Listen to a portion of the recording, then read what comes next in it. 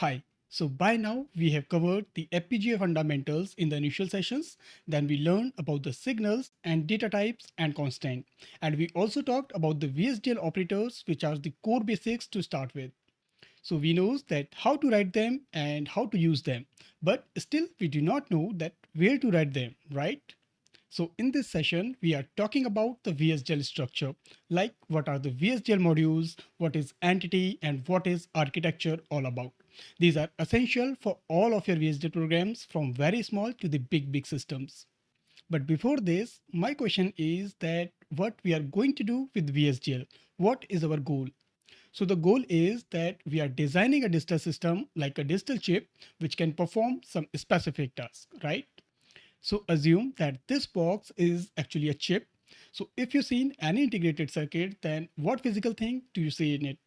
Pins, actually lot of pins. Some are power pins, some are input pins, some are output pins like that, right? So before we design our digital system in VSDL, first we design our chip body, okay? So we tell that what would be our input pins, what would be our output pins, etc.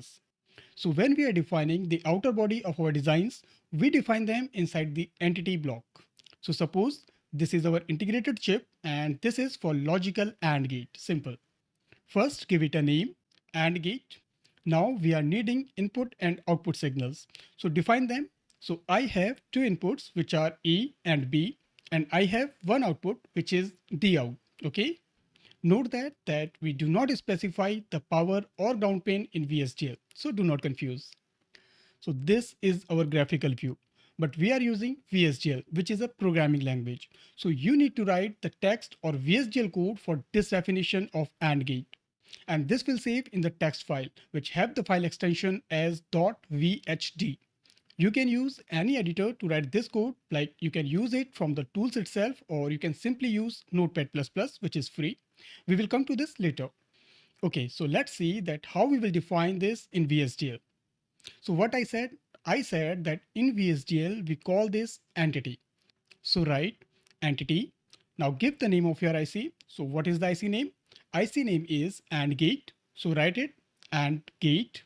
Now write is, this is the keyword. Now next line, and we will write port and bracket start. Now here we will define all the input and output signals of our design. So write A colon. Now tell the direction. So A is input type. So for input we write in, then space. Now write data type. Suppose this is std underscore logic type. So write std underscore logic and semicolon. Now second pin, same, that B colon in std underscore logic semicolon. Now D out colon. Now this is output pin, right? So for this we write out. So D out colon out std underscore logic. Okay, so now we have defined all three input and output signals of AND gate. So close this bracket and use semicolon. So here we have the important note that remember this common mistake that when you define your last port of your entity, first you need to close the bracket and then use semicolon. This indicates that the port declaration has been done now. This is very common mistake happens in starting. So just make a note of it.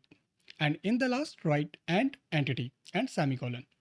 Okay, so we define our IC outer body. We tell the tool that we are designing AND gate IC and it has two inputs and one output. And all the signals are std underscore logic type. That's it. But we didn't define that how this IC will work, how the data will flow from input to the output.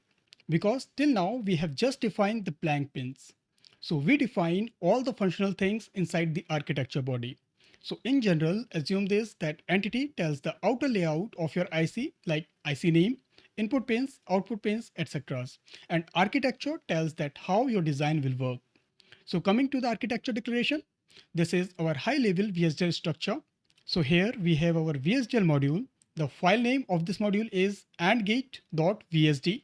.vsd is the file extension of VHDL file. This VHDL file will have the entity block and the architecture block. We already talked about entity and we already seen that how we declare the entity for the VHDL modules. Now let's write the architecture for the same module. So the architecture starts with the keyword architecture followed by the architecture name, then write of followed by entity name and then write is. Now the next line is begin. Then you can write your statements here to design your model. And in the last, write and architecture semicolon. This statement tells that now the architecture of your design is ended. So this is called your architecture body. And here we are designing a simple AND gate. So I have written that D out gets the value of E and P semicolon. And that's it. You have just completed your first VHDL design. Simple, right? Well, we will combine everything in some time to get this worked in practice. This was just to make you familiar with the VHDL designing. This is very important before we move to the practical sessions. So let's recall everything what we have learned on the VHDL structure session. First, you use VHDL editor to write your VHDL codes. You can use any editor like Notepad++, etc. to program your VHDL design as well. VHDL file saves with the file extension .vhd. A basic VHDL design includes the entity declaration and architecture declaration. You need to define entity name and port declaration in the entity block of your design. Ports include all the input and output signals of your modules. Architecture block used for circuit declaration, where you define that how your design will function. You can also declare signals in your architecture block. Architecture block normally process the statements concurrently. However, there are some special steps by which you can execute your statements sequentially. In VHDL, these statements return inside the process block. This is just a high level. We are not going in deep at this moment so that you won't confuse with the VHDL items. If you understand this basic VHDL structure, then let's quickly see the VHDL code for our AND gate design in the next slide. Okay, so this is our VHDL code. At the top, we have the entity block, and in the bottom section, we have architecture block. So I will quickly read the entity block. So entity AND gate is port A colon in std underscore logic semicolon B colon in std underscore logic semicolon D out colon out std underscore logic. Now bracket closed and then semicolon and entity semicolon. Okay, so a quick brief here. So AND gate is our entity name and it has three ports A, B and D out. All these three ports are std underscore logic type. However, A and B are input ports, but D out is the output port. Next, coming to the architecture block. So I will read it thoroughly first. So architecture behave of AND gate is begin. D out gets the value of A and B semicolon and architecture semicolon. So behave is our architecture name here. AND gate is the entity name for which we are writing our VHDL design, and we are executing the statement that D out gets the value of A and B.